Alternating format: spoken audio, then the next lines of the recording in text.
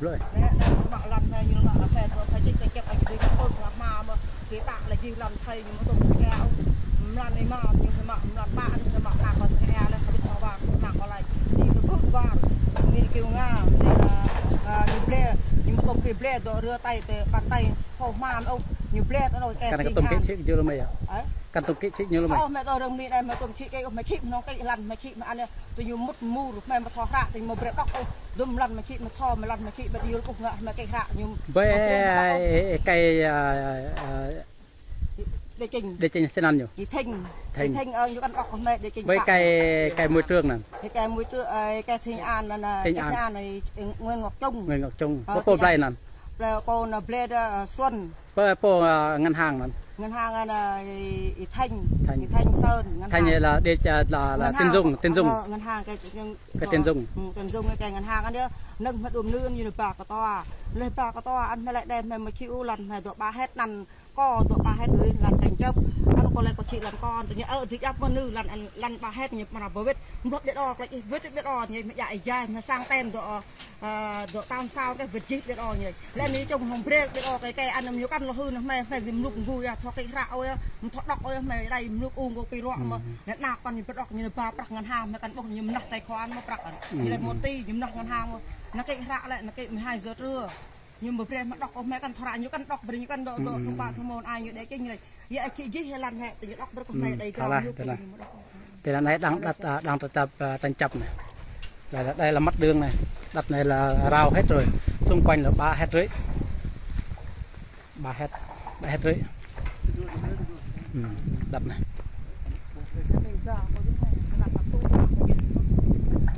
mong bên xã Huyền tỉnh bên chính quyền hãy xem xét lại.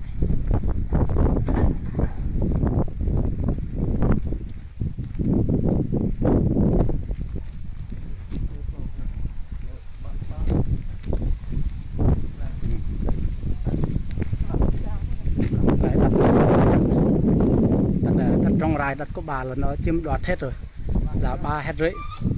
không có cho một đồng một xu nào. Này thì nhiều mạ này thì nhiều mạ gì có chị tam sao bây giờ nhiều không mạ gì chàng lần công tôm chịu rồi tam cả hàng công tôm chịu ăn có cột nhà sang var ăn mượn đục sang var ăn có đục sang var không hai anh thì nhiều có chọc lần tình tư thì nhiều ngạo bật sang cả na co lấy gì ngạo sang cả na co bị đầm đốt thì cần gì ngạo sang thì nó có chọc sang mà tôm chịu thì nhiều chọc eo xoay đen nó chọc sang lấy chọc sang ăn na có ngạ hàm a bre yêu giấy quét bực sang cái ngạ thì việt ra lời thì còn là việt lại là mà ra toa cái thì mự lẽ ăn na có ngạ sang cả một nông trường ăn phùng nông trường ngạ sang việt đục và sang về có ăn e thì yêu rồi bự sang lần na có cái e này mày đeo có lần mày đeo có ai này có nương xui cái lần biết ở 3 hết lần tranh chấpของmẹ mà có đây bây giờ có sang tên ta lo gì có bre vay ngân hàng có một con nương có chị là chị đồ ăn thịt rồi nhà nước mà ăn chị hàng lần ăn thì chấp từ này từ nan từ nhật lại là một nó cái hàm một bia đọc ô phong ngân hàng bờ ăn lệ bờ xã này 12 giờ trưa cái rạ ăn mẹ con thọ rạ ung có cái rạ mà nào còn đọc từ nhiều mẹ cái rạ như đơm lần đồ tam sao mẹ cái ăn lần 3 từ nhiều một từ vụ hồ sơ một bia đọc ở bữa giờ 12 giờ trưa lệ này lệ ăn lệ thuê đê mà rồi gục của ăn mò phong hơn thì nhiều mạ gì lần này vậy chị gì các mẹ mà tụi chị gì ô ăn mẹ eo phong luật sư là ngăn chăn đấy rượu bia rồi mẹ mà tụi chị ăn mẹ là ngăn chăn đắp nô cái một tí là chị thì rưỡi như một tí là mạo biển vì ngăn chăn là ăn lấy vì ngăn chăn được guôn ăn con nào một sang ba đấy thuần độ xa ngày 15 ăn lại ăn được lui từ dây quẹt được guôn đấy ngày một tí mà loại thì nhiều một răng một tí tình eo phong sợi đen là cái chóc sang là mục sang ăn nạc có hè gì chẳng phong ăn căn u là trồng càng này ăn lấy ăn đê cũng nan ăn nạc có được ngã bùa lần này lần mày đeo có gì chẳng cái hè là ăn tao lần tạm đi thì như lo thì bước to sang gì chẳng phong nạc châu có phong eo gì chẳng phong xã phong ăn thì ăn trồng càng này ăn thò là biết ô ăn này thì như là bước to được ngã bùa này xui mà được lăng được ngã tranh chấp thì nhiều căn đình eo răng camera chụp này căn thì nhiều màu giấy quẹt từ guôn eo ra to ăn đi ngày ra to ăn đi ngày hai mong chân ăn ra toàn đi ngày mungkin ngày hay mungkin thằng kia ra toàn căn bộ lộ vết lại là anh ngã vết lại là ra toàn phụng tòa do thành phố ẩn rồi một việc đọc con gì chàng phụng nào có lăng ẩn một chỗ tôi nhục xiêm một đọc ở bà mà lăng sẽ chỗ phụng tàu là nick mà riêng đội bà làm thì người đông đội phụng để chính đội mẹ này thành ngân thì tương bên này lại đang giữ bị đòi hôm nay là riêng đội bà đội phụng kiều nga này giữ bà đòn nè kiều nga nè anh ấy được giữ bà đòn với cái đội Trương Ngọc Trung sinh ạ Trương Ngọc Trung như cái Thiên An như cái Thiên An là Trương Ngọc Trung đây là người đang giữ thi hành người thì bán đất của ba bội dân này là bên ngân hàng mà bên đội Thiên An đang giữ bữa đó Nguyên Thị Xuân là một bộ ble là ble như chị Nguyên Diệu Trang với Nguyên Ngọc Trung gần bữa lần ấy chết là đâm sao diện tích chỉ chẳng tao lau ấy chết đâm tam sao đặt thổ cư 267 đặt thổ cư là 267 đu trong ngân hàng rồi như lệnh mà đu anh như mà buôn nên buôn sao năn mà ăn này lại là về 800 ăn bao nhiêu là chị ngân hàng bây giờ là đây là giỏ của ngân hàng bên ngân hàng Siabank ở Quang Phú ở Chumgar tại vì cái bữa trước là họ bán đất này thu hồi đất bán là cả 267 đất thổ cư là với 6 sao của đất canh tác là đất nông nghiệp bây giờ là đu rồi bây giờ còn cái đất 3 hectare này là bây giờ họ là chiếm đoạt không 3 hectare họ chiếm đoạt đội thế này là do ông Ngọc đang giữ bên đó là do ông Ngọc Trung Nguyên Thị Diệu Trang Nguyên Thị Diệu Trang bà đang giữ như chị có bà Kiều Nga này em đi này thì không đó bà Nguyên Kiều Nga đang tranh chấp giữ đất này ở bà Kiều Nga này được ra tòa như chào tôi liên quan vật đội cái Thiên An vật trong người để mong chính quyền hãy xem xét lại từ xã hội để xem lại bà nó bây giờ là tại vì cái bà này là người nông dân, nếu mà không có đất canh tác thì bà này không bao giờ sống với con cái của nó, tại vì đất của bà là rất là rộng 5 hectare, bây giờ họ chiếm đoạt hết tài sản này. Bây giờ bà thì không cho có chỗ nào chỗ nướng, tại vì đây là xã hội thì họ không giải quyết, tại vì bên thi hành án là có tiền mua chuộc bên luật sư với bên thi hành án với tòa. Bây giờ bà thì không có một hai bàn tay trắng, tại vì bà bữa trước thì là vừa mới về tù 4 năm, tại vì cái bà mượn 20 triệu tiền của bên Gia Chánh tiệc cưới là bây giờ là kiến bà thì vô tù thì 4 năm trong đó là bà đang ở trong tù, tại vì là lúc đó tại bên ngân hàng thì đã ép cho bà ký luôn. Bây giờ là đất thì họ chiếm hết rồi, tại vì bà đang trong tù thì bà ra tù thì cái vườn này họ lấy hết rồi, bên nó rào hết cả xung quanh vườn luôn. Đây là 3 hectare vườn này tối bà qua sẵn chẳng cái chi răng đây phùng dòng tay ta lại phùng mực để chia sẻ đọc dịch cập với đăng cái điều này nên đây này cứ Nguyễn ông Lợi như tục dạ số đo là một đang giữ bia đo là này ông Nguyên Công Lợi đang căm số đo nhà tôi hơn riêng là 1,6 còn bên này là 3 hectare, còn vườn 2-3 vườn nữa, vườn nhà thì đất thì là không có, bên nhà thì họ múc hết rồi. Này là cái chi chàng đây ta lại phùng dòng này sẽ đang tự dọa ngài chặt cái phùng buồn sang đây và được xem lần bên đi rằng mà lôi trái ốp trái thì này thì ngại bị cãi bên luôn, rằng rằng mà lôi đang này một tôm kim tôm bưng về hàng mạ lần cái gì là phê Samson này phải mạ mà mua mang tôm cái tôm chặt rùm trong làm plơ mạ mặt lâu tan cả là zoom rau nhiều rau gì thầm này mam thế như là mạ này nên lần bây ta lại phùng dòng tay màu thọ bết ru này pa break bội dân này ở tuần pil buôn hội ở rừng xin mỹ văn ở bên này mỹ văn ở tuần pil đây là mạ lần làm rồi cái phạm nhài cái đặc nạp nhài lại lần là sang cái hông mục mà này ta đã thao đặt lăng ấy chứ chẳng ta làm mang sôi đặt lăng này ta an dân quên mà ta là phùng nhân quên về lăng chứ chẳng bọn này phùng buồn sang này nhiều từ dọa buồn sang này mọi anh đang nhiều thao rạm nhiều ngã vào một nhiều một bạc nhiều vết thuốc mà đang nhiều này mạ lần là buồn sang tam dọa này giá tôm chị cái nhiều tôm kỵ chết tôm sang biết đòi như lòng dạ tôm ngàn hàng lòng nhiều là chị ở sau này là chắc ta là bộ lăng biết điều này có lại bạp cái gì giang nên là đu chia sẻ ta biết điều này để bộ bè rằng lăng thâu lại dinh rằng từ dọa buồn sang đây rằng mạ lần làm hét âm ta dọa tới nắp bụng ta ta mới là plắc mạ tới say tới chiên tới bên này gọi tới ngàn ta mới rằng plắc mạ này sau này buồn sang đã do cái nòng này ở lăng kia thì đại để lưu hết snack rằng sang mạ do đêm này sau này là chắc cái gì giang là bộ lăng biết điều này ta là lăng nè sang hay trong mục rồi mà không hai có tục sang ba rồi sang có lần hai sáu bảy thì trong mục chi mà để dụ buôn nên hai sáu tư trong mạng rồi mà trong mục chọc đặt thổ cư này ạ đặt thổ cư này trong mạng gì mình mua sang thôi nâng thôn hai có tục sang ba rồi phần này có biết có sẽ quên đâu này sang này đây là nhà của ba tại bữa trước 2003 mục này 2002 họ múc hết rồi. Đất thổ cư này đất của ba là 267 là đất này. Về nhà cửa bà thì không có nhà ở luôn. Này cái đất đấy là tất cả là trong diện tích đất là 5,5 hectare họ thu hồi họ lấy hết rồi, không có bàn không bà không có ăn một đồng một xu nào hết. Bây giờ này đất này đất rất rộng, đây là đất thổ cư là trong buôn luôn này. Này. Vì họ chiếm hết cả đất thổ cư luôn, cả nhà về trước có múc hết 2022 không có ai giải quyết của bà, tại vì kêu chính quyền xã họ không vô, họ không giải quyết tại vì họ này, họ múc hết rồi này, đặt nhà này, bây giờ bà không có nhà ở luôn, bây giờ ở cái nhà của họ này, đặt là rất rộng lại là 267 đất thổ cư này, họ lấy hết rồi, thu hết rồi, cả nhà họ cũng múc hết.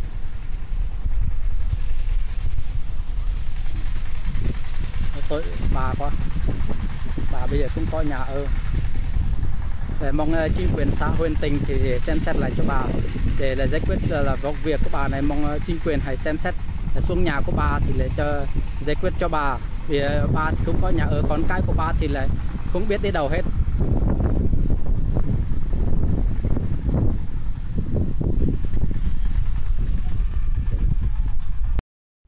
Hôm nay chiều 2 giờ 30 tôi xuống xem vườn của bà Hạ Bối Ajun là Tuân Pil ở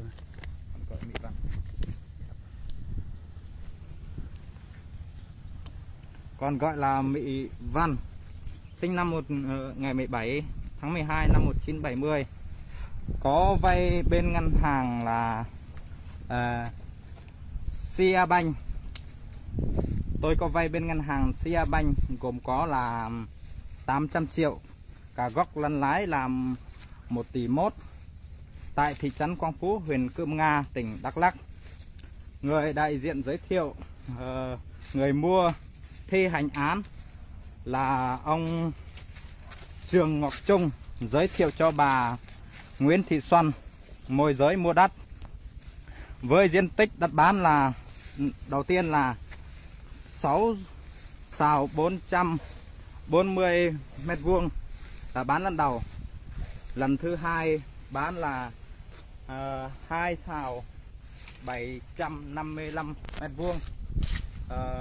là đất thổ cư,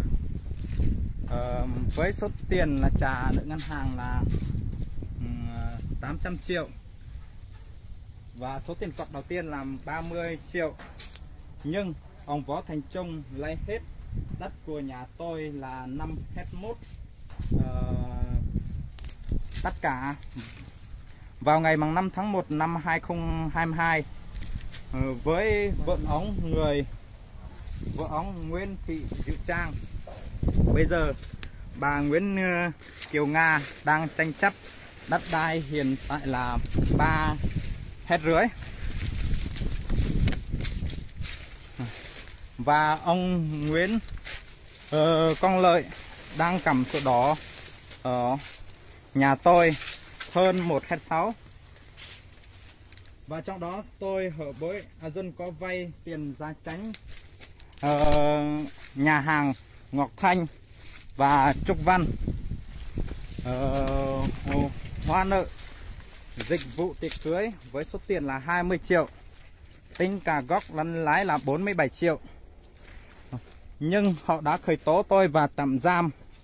tôi 4 năm tù vào ngày 15 tháng 1 năm 2021 là vào tù, và ngày ra là ngày 19 tháng 6 năm 2025 là ngày ra tù.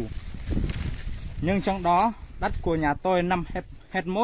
họ thu hết mà nhà nước không giải quyết cho tôi.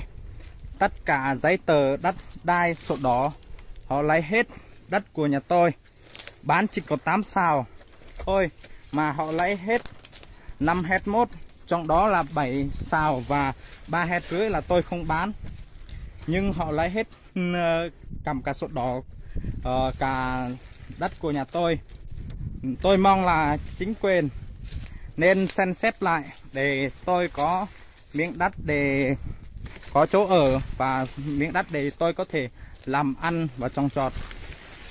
để giải quyết cho tôi xin cảm ơn.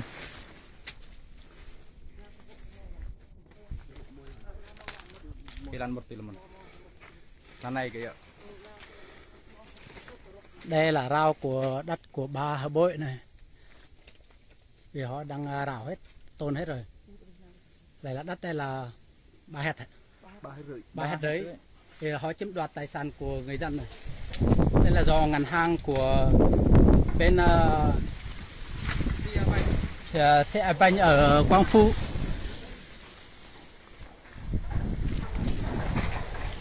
Trước đây bà có vay bên ngân hàng là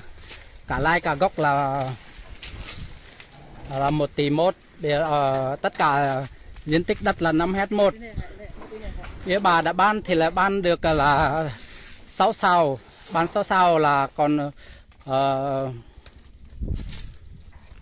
3, 6, 7 là đất thổ cư thì họ đã mua là cái đất đủ dư trong ngân hàng rồi. Nên là ông thấy cái giá bị đó.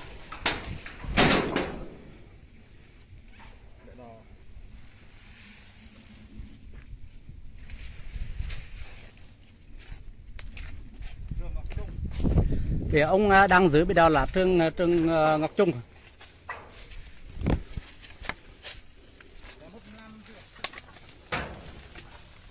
Đây, đất rất là rộng rãi đấy, hết là 3 hectare này. Vì họ lại là chưa có ai bán, chưa có ai ký, là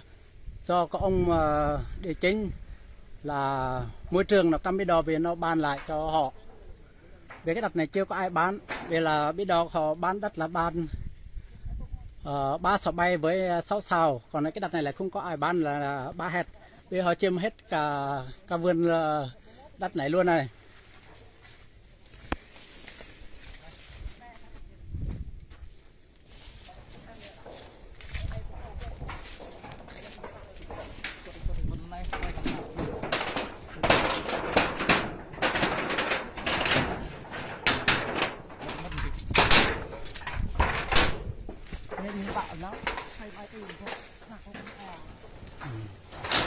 Này, vườn cà phê này, nhà con của ba thì mùa khô lại đang tưới, vừa xịt thuốc để làm cỏ bia họ ra nào lấy này hết rồi. Diện tích đất này là 3 hectare mốt, là bị ông diện tích là 3 hectare mốt này. Mong bên xã Huyền Chum Gar là bên này là đất là bên buôn hội ở rừng Chum Gar. Đấy, mong bên chính quyền xã Huyền Tinh thì để xem xét lại cho bà. Vì bà hiện tại thì là không có đất ở trước đây, tại vì bà cũng có vay là bên tiền của họ bên dịch tiếc thì là 20 triệu, thì họ không có tiền ra thì họ giam là 4 năm tù. Việc đang trong tù thì bên ngân hàng thì nó xét nợ thì lại hết, đất của bà là hết 5 hectare. Đây, vườn của bà này, vườn rất là rộng này, 3 hectare luôn này. 3 hectare vườn này. Đó.